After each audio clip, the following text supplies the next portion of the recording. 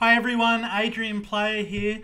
In this video we're going to be going through 3 key things that have happened this week, and let's just talk about my mindset and how we've gone through it. Now the first one happened only a couple of days ago. My buyer's agent Mark Navin found me a potential 4th property.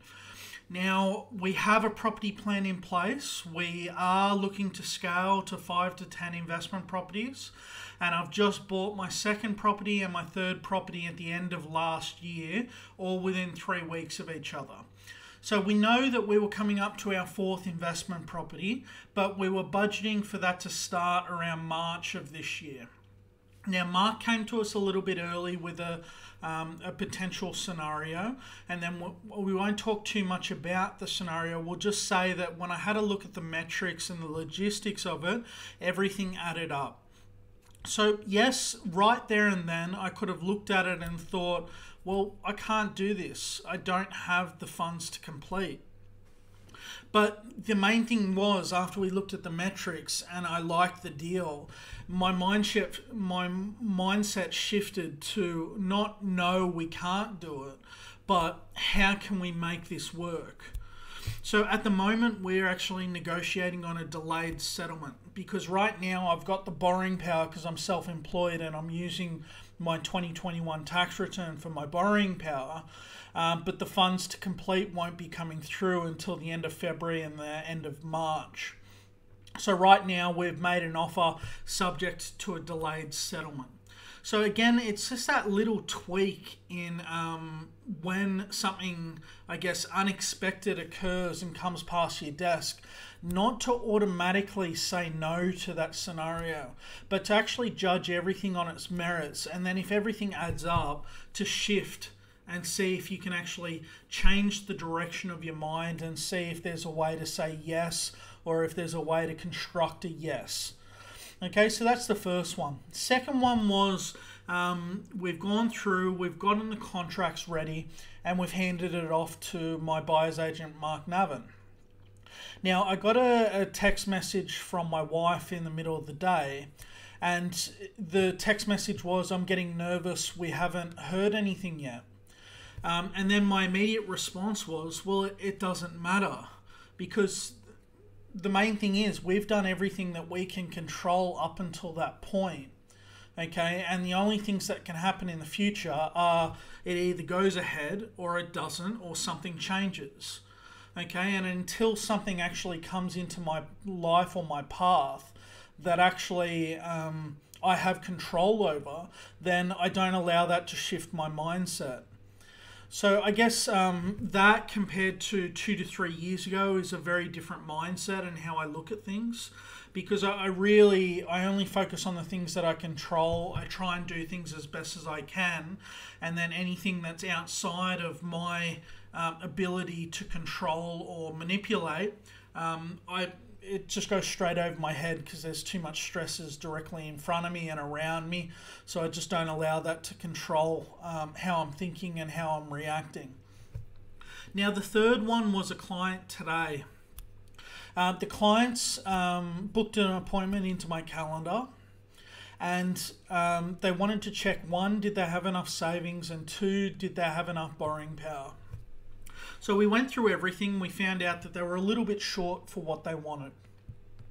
Now the typical broker from there would put them on a plan for maybe 12 to 18 months of saving and potentially chasing the market. Now I stopped the client at the end of the appointment and I asked them, how long have you been going through this? Because I saw that the client had 2 dependents. So they'd actually been going through this for about 3+ years while they had their first 2 children. So I asked them, the main 2 questions that I asked them was, look, there's 2 potential options that I can see that you've got access to right now. 1, potentially save, go really hard, and have the deposit and up your borrowing power a little bit, and we should be good in about 6 months if you hit it really hard and try and get there. But if we put this into the 12 to 24 month category, you're essentially saving against a market in that price range that's going up more than you can potentially save for the deposit, especially if you hit a bull market. So what are your time frames? Because, you know, personally, I gave him a 2 or 3 minute rundown on what I'm doing as a rent investor and investment property buyer.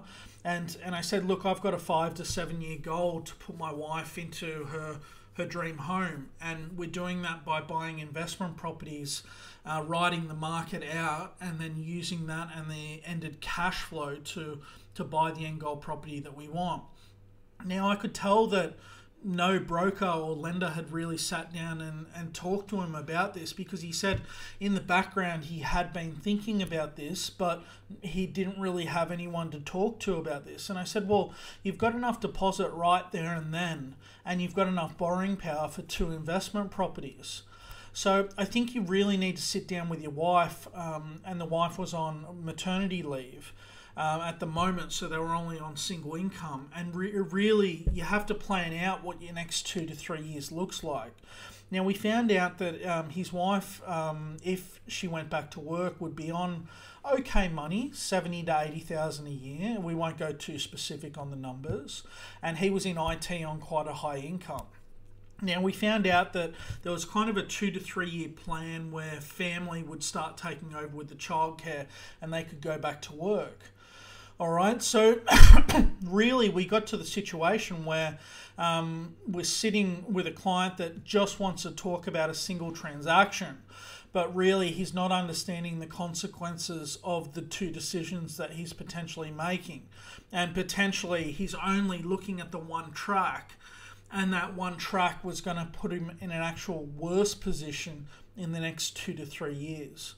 So I guess that was a little bit eye-opening for me, because I think 3 to 4 years ago I wasn't on that path, so I wouldn't have had that discussion, and that client wouldn't have had someone like me in front of them actually challenging them to own the decision that they were going to make and understand the actual repercussions of that decision. Because essentially if they did buy for the 2 to 3 years while they were renting, potentially they could, you know, have that uplift in the market and not lose to the market their deposit that they currently had. I mean, if you've got a couple of $100,000 deposit and you don't buy for 3 years in the Sydney market and that you're on a bull run, that money erodes in value every day against the assets that you want to buy in the areas you want to live in. So that's just 3 things that have happened this week, and really the mindset changes that I've had in the last kind of 18 months compared to the last 5 years. They're 3 situations that are all very different, but the mindset changes really show you how you address those scenarios, how you talk through them, how you get to an end result, and then make decisions quickly. All right, so really hope that you've enjoyed this video. We'll see you on the next one. All right, then, bye.